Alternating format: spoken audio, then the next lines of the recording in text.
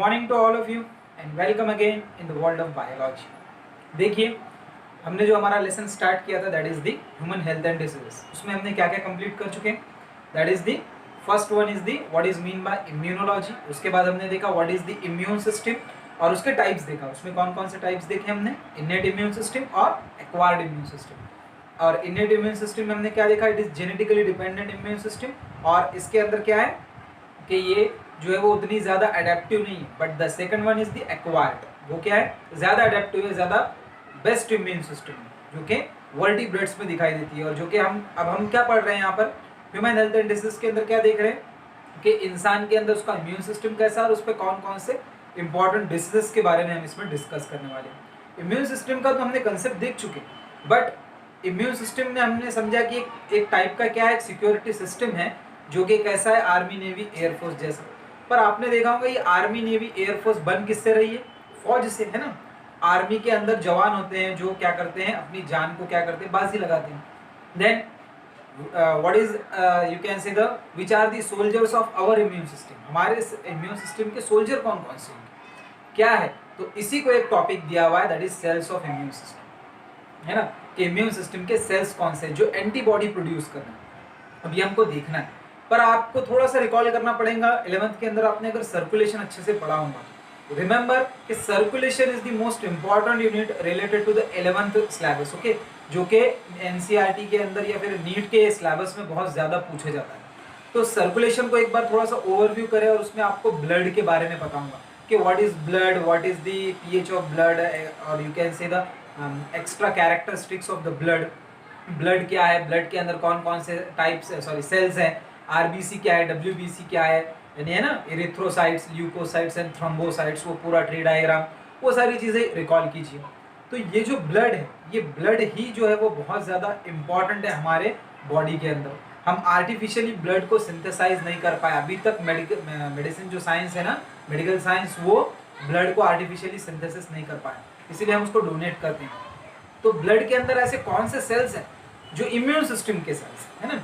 आपको मालूम होगा कि डब्ल्यूबीसी के अंदर भी बहुत सारे टाइप्स है, ग्रैनुलोसाइट्स, अग्रैनुलोसाइट्स, फिर अग्रैनुलोसाइट्स। ग्रैनुलोसाइट्स में 3 है, एसिडोफिल, बेसोफिल और न्यूट्रोफिल्स। फिर अग्रैनुलोसाइट्स में monocytes and lymphocytes. So focus on these 2 cells, that is monocytes and lymphocytes. These 2 cells are the cells of immune system. अब ये काम कैसे करते हैं, किस तरह से मोनोसाइट्स, लिम्फोसाइट और डिवाइडेड है, मोनोसाइट्स का काम कैसा है और लिम्फोसाइट्स का काम कैसा है, क्या लिम्फोसाइट्स में भी और टाइप्स हैं, बी लिम्फोसाइट, टी लिम्फोसाइट, इसके अंदर और क्या काम है, ये डिटेल में हम देखेंगे अब हमारे लेक्चर में। तो चलिए हम स्टार्ट करते हैं इस लेक्चर को और समझते हैं कि what are the cells of immune system. तो चलिए देखते हैं कि कौन कौन से सेल्स हमारे इम्यून सिस्टम के अंदर है। तो अभी देखते हैं, देखिए the cells of immune system कि कौन कौन से सेल्स है, मतलब कि हमारे इम्यून सिस्टम के सोल्जर्स कौन कौन से, ये हमको देखना है। तो देखिए सेल्स ऑफ इम्यून सिस्टम में there are 2 main types of cells of immune system. 2 main type है सेल के जो कि हमारे इम्यून सिस्टम के मतलब क्या है, सोल्जर से, मतलब कि लड़ने वाले। They are the fighters of our immune system, हमारे इम्यून सिस्टम के फाइटर है। Which immune system, acquired immune system के। तो मोनोसाइट्स एंड लिम्फोसाइट्स, कौन सी 2 टाइप है, मोनोसाइट्स और लिम्फोसाइट। आपको बताया था मैंने कि रिकॉल दैट ट्री डायग्राम, आपको वो ट्री डायग्राम रिकॉल करना था जो कि ब्लड सेल्स का जो है वो डिस्ट्रीब्यूशन बताता है। अगर आपने 11th में उसको अच्छे से लर्न किया होगा तो आपको याद आ गया होगा कि मोनोसाइट्स और लिम्फोसाइट्स कहाँ हैं, अग्रैनुलोसाइट्स में, है ना, डब्ल्यूबीसी के अग्रैनुलोसाइट्स में। मतलब ये दोनों भी क्या है, डब्ल्यूबीसी, है ना, व्हाइट ब्लड सेल्स है। और व्हाइट ब्लड सेल्स क्या होते हैं, न्यूक्लिएटेड होते हैं। तो देखते हैं कि मोनोसाइट और लिम्फोसाइट किस तरह से हमारे इम्यून सिस्टम के अंदर हेल्प करते हैं या इम्यून सिस्टम को बिल्डअप करते हैं, कि क्या इनका रोल है, क्या इनका फंक्शन है। पहले तो इनके बारे में हम जनरल देखेंगे, फिर इसके बाद में एक पर्टिकुलर स्पेसिफिक पॉइंट में देखेंगे कि how the actions of this B lymphocytes, sorry lymphocytes and monocyte occurs and the vaccination. ये टॉपिक मैं अलग से आपको उस पर लेक्चर दूंगा। तो देखिए फर्स्ट ऑफ ऑल मोनोसाइट्स क्या है। Monocytes, this is also originated from the Latin word mono means single and cytos means cell. मतलब ये क्या है, देखते हैं कि these are the biggest size WBC, मतलब ये क्या है, सबसे बड़े साइज के डब्ल्यूबीसी, मतलब इनका डायमीटर क्या होगा, अदर डब्ल्यूबीसी के कंपैरिजन में काफी बड़ा होगा। तो that's why these are the biggest size WBC और largest WBC, okay, in size, not in number. Now अब अगर ये सबसे बड़े तो they are called as the scavengers of microphage. Look at this microphage, micro means big और large and phagein means to eat, मतलब ये ऐसा बड़ा सेल है जो दूसरे सेल्स को खा सकता है, निगल सकता है, यानी कि अंदर अपने अंदर ग्रास्प कर सकता है। और स्कैवेंजर्स क्यों बोलते हैं कि जो डेड सेल को भी अपने अंदर जो क्या कर सकता है, निगल सकता है। स्कैवेंजर्स मतलब मुर्दा खाने वाला। स्कैवेंजर्स किसको बोला जाता है, जो डेड सेल्स को खा लेगा, तो उसको हम क्या कहते हैं, स्कैवेंजर्स कहते हैं। तो स्कैवेंजर्स क्यों बोलेंगे, डेड सेल को भी निकल सकता है और पैथोजन को भी निकल सकता है। देखिए कैसे, look at this diagram, this diagram can बोलेंगे कि हम किस तरह से फंक्शन करेंगे monocyte. Look at this is the monocyte, जो कि मैंने थोड़े बड़े साइज में बताया क्योंकि मोनोसाइट क्या है, बड़ा सेल है, इसमें न्यूक्लियस भी प्रेजेंट है, ये इसका न्यूक्लियस है।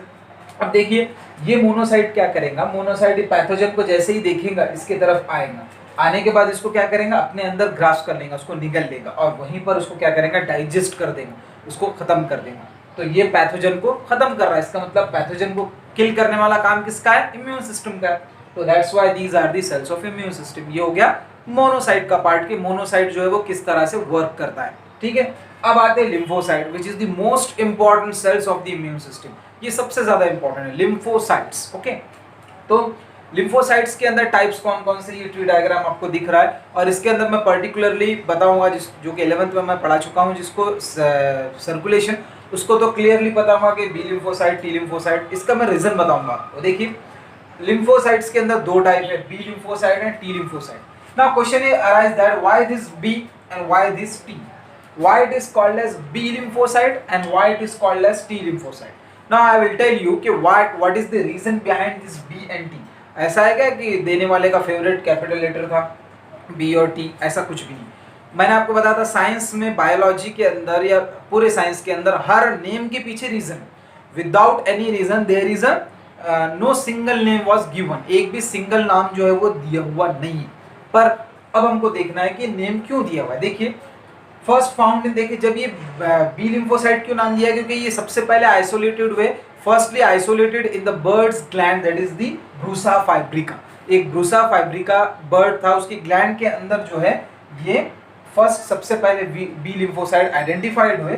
दैट्स व्हाई ब्रूसा, ये जो ब्रूसा है ना, इसका ये बी लिया गया, तो बी लिम्फोसाइट इसीलिए इसको बोला गया। अब आपको समझ में आ गया होगा कि ये बी लिम्फोसाइट क्यों बोले गए, क्योंकि ये लिम्फोसाइट सबसे पहले बर्ड्स के ग्लैंड ब्रूसा फाइब्रिका में आइसोलेट हुए।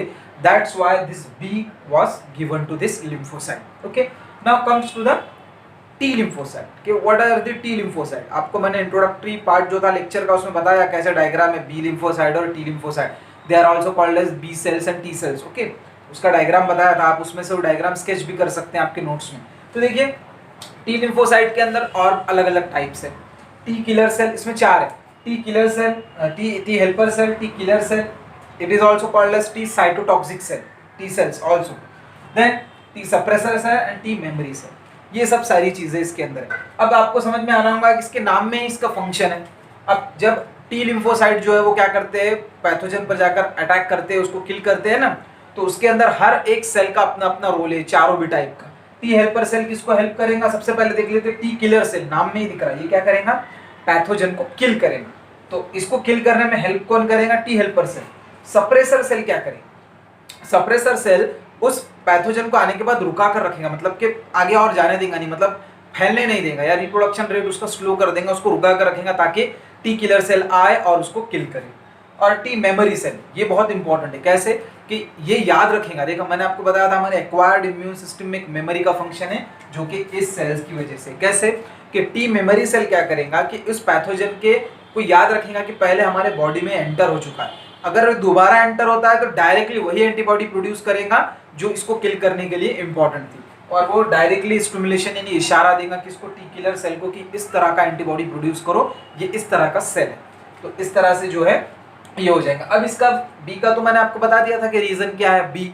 अब इस टी का रीजन बताता हूँ। टी का रीजन क्या है, ये फॉर्मेशन इनका तो बोन मैरो में होता है, ये ह्यूमन बीइंग के, बट ये मैच्योर जाकर थाइमस ग्लैंड में होते हैं, तो इस थाइमस का टी लिया गया। थाइमस ग्लैंड कहाँ पर है, हमारे चेस्ट के रीजन में प्रेजेंट है एक ग्लैंड, जहां पर ये टी लिम्फोसाइट जो है वो आगे जाकर क्या होते हैं, मैच्योर होते हैं, और जैसे जैसे एज बढ़ती है ना वैसे वैसे थाइमस ग्लैंड की जो साइज है वो कम कम होती है। इसीलिए देखना आप जितना कम एज रहेगा उतना इंसान फिट रहेगा, उसका इम्यून सिस्टम अच्छा रहेगा। पर जैसे जैसे एज बढ़ेगी थाइमस ग्लैंड कम होगा, टी लिम्फोसाइट का मैच्योरिटी कम हो जाएगा और हमारा इम्यून सिस्टम भी वीक होता जाएगा। तो दिस इज यू कैन से अदर आपके सिलेबस से थोड़ा अलग है, आप बोल सकते हैं कि इसे एक्स्ट्रा इन्फॉर्मेशन है आपके लिए। तो ये था cells of immune system. Hopefully आपको ये पूरा समझ में आया होगा। Prepare notes and you can ask me if you have any query any doubt, तो आप मुझे पूछ सकते हैं। Thank you.